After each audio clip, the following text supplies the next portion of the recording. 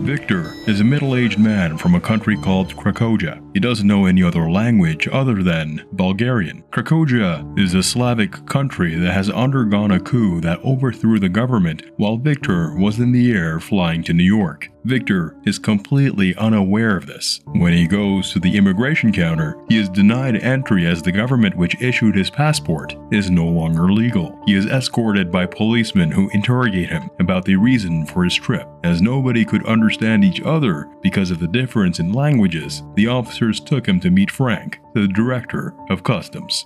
Frank takes Victor for lunch, and he tries to tell Victor that his country has suffered a coup d'etat. As a result, travel was banned and his passport is no longer valid. This means that he can't enter the United States for business travel as a refugee, or with any immigration status because the new government of his country is not recognized, and this makes him a citizen of nowhere, or to make it even clearer, an unacceptable citizen. But this explanation was in vain, because Victor understands absolutely nothing.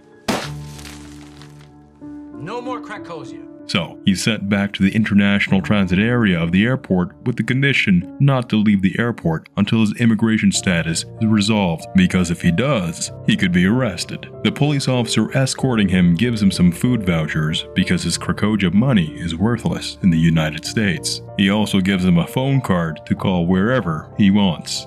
Victor tries to use the phone and talk to his family, but he doesn't know how to use the machine. He asks around for help, but no one stops to explain. Later, he tries to help a woman who can't close her suitcase, but in trying he ends up breaking it. Nothing seems to be going right for him. Moreover, the cleaning man named Gupta mistakenly takes his food vouchers that fell on the floor and throws them in the trash. When Victor tries to get them back, they can't understand each other due to the different languages, so Victor has to return dejected. The hours idly go by, and when it's night, Victor keeps wandering around the airport until he finds a room that seems to be abandoned. He goes in there and tries to sleep, even though the chairs are not at all comfortable. He wakes up in the middle of the night, scared, when a plane lands behind him. He has a tough time adjusting to his new lifestyle. The next day, Frank receives the news that he will replace his boss when his boss retires. So, he is advised to watch out for the process inspectors who will oversee his work. Meanwhile, Victor goes to immigration, and although at first it's hard for him to understand how complicated it is to go through these procedures, he manages to gather the requirements to be allowed to enter. But because of the conflict in his country, the agent tells him that he can't let him in, but also can't do anything if he escapes. Indirectly, the agent gives him a hint to escape the airport without permission. Frank hopes to get rid of him this way before his inspection.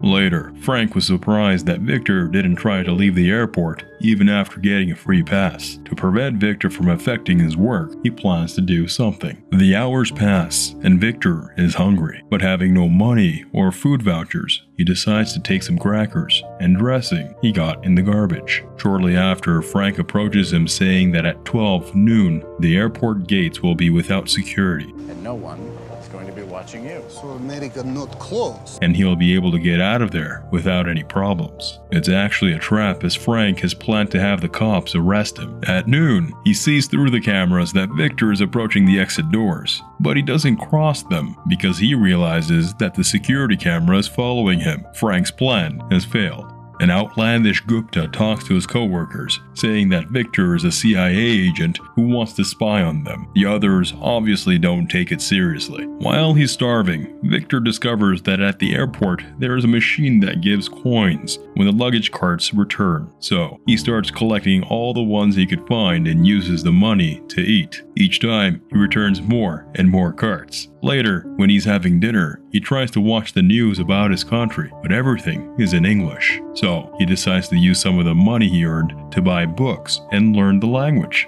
The days go by, and Victor learns to read English. Having prepared sufficiently enough, he returns to the immigration officer Torres. Torres rejects him as soon as she sees him. Dejected, he tries to earn more money by returning more carts, but Frank announces that he has created a new job for someone to take care of this. As a result, Victor can't eat, and out of desperation, he tries to walk through the door. All this is seen by a guy named Enrique. That night, when he goes to the room where he sleeps, Enrique is waiting for him with food to offer him a deal. I want to make a deal with you.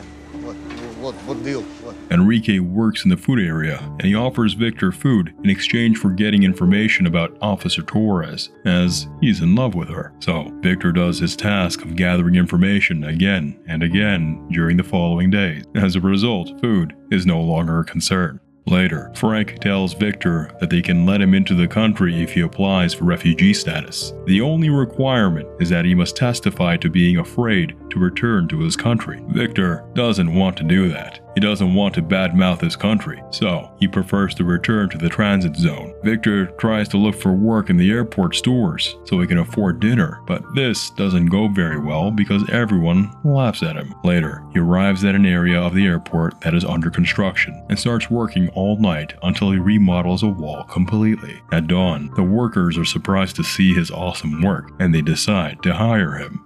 Later, he's invited to play cards with Enrique, Gupta, and the baggage man. At first, Gupta distrusts him, but Victor soon gains his trust, and they have a good time together, gambling with the unclaimed lost objects. A few weeks later, Victor runs into Amelia, a flight attendant who had slipped on a wet floor at the airport and was helped by Victor. They get to talking, and she asks him out. I don't have the ability to be alone for 5 seconds. A few days later, Frank discovers that Victor earns more than him in his part-time job. Annoyed, he contacts the federal forces to have him imprisoned. But he can't get him arrested as Victor has not committed any crimes. Frank puts him in an airport cell because an FBI inspection is coming up, and he wants to get everything under control. When walking with the inspection authorities, it turns out that there is a passenger traveling with unlicensed drugs who went crazy when the deputies tried to take them away from him. The problem is that the man speaks Bulgarian, the same language as Victor, and no one else understands him. So Frank asks for Victor's help to be the translator in exchange for letting him return to the terminal. Victor communicates with the man and explains the situation, but the man says that the drugs are for his father and that he didn't know he needed a license. He needs this document. No one said to him he need document. So he starts begging Frank to let him go, but the authorities decide to confiscate the pills and deport him. Victor then tells Frank that he made a mistake in translating and that the meds are actually for his goat. He lies because in this way the man doesn't need any license and can keep the drugs. Victor tells the man in Bulgarian what he must say in English to get the pills. Finally, they let him keep his pills. He is released, but Frank thinks it's a lie, so he begins to mistreat Victor. At the same time, Gupta tells the whole story to his mates. From there on, everyone begins to look at Victor with admiration. Later, Victor goes to Frank's office with a gift to make peace and tells him that he wants to get into New York to fulfill a promise. Frank really hates him, and as long as he works there, he won't let him into the country. So, his new friends at the airport offer to take him out inside some suitcases. Instead, Victor asks for their help to find out Amelia's return date. His friends find out the date, and he buys a nice suit to welcome her. When Amelia lands, all of Victor's friends guide her to him. He takes her to a makeshift table on the terrace of the airport, where all the employees are waiters and chefs. At one point, he confesses to her that he lives in the airport, but she thinks Victor is just saying that because he travels a lot and doesn't think too much of it. The date ends very well, and they arrange to meet again.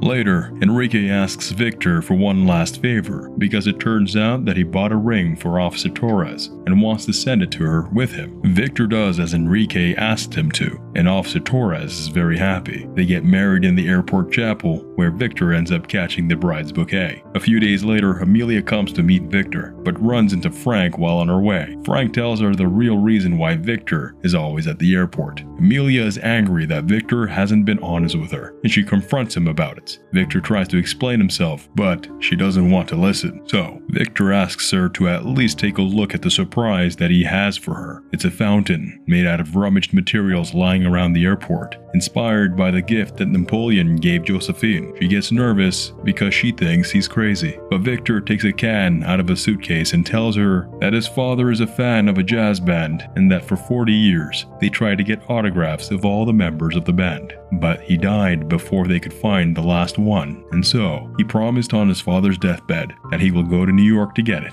Amelia is impressed and she kisses him. A few days later, Victor's friends give him the good news that the war in his country is over. The war is over. They celebrate, and Amelia gives him an emergency travel visa for 1 day so he can get the autograph. But his happiness ends soon because when he invites her to join him, she says that she is back with her lover. Dejected, Victor goes to Agent Torres, who will authorize Victor's entry to the country. Victor just needs an authorization from Frank, but Frank denies to help him and prefers to deport him. When Victor insists, Frank threatens to fire his 2 friends and deport Gupta back to India. So, a sad Victor starts to say goodbye to his friends. Gupta gets upset at him for giving up so easily, and he enters the airstrip to commit an infraction so that he will be arrested. While being handcuffed, Gupta tells Victor that he doesn't have to worry about him anymore. Gupta asks him to go and get his autograph. Victor obeys and moves towards the exit, but Frank orders the police to arrest him. An officer arrests him and takes him to a police car, but the officer doesn't arrest him and lets him go. A surprised Victor leaves the airport for the city and goes to the performance of the musician. There, Victor gets the last autograph, and after fulfilling his promise, he gets into another cab and with satisfaction tells the driver that he's finally going back home.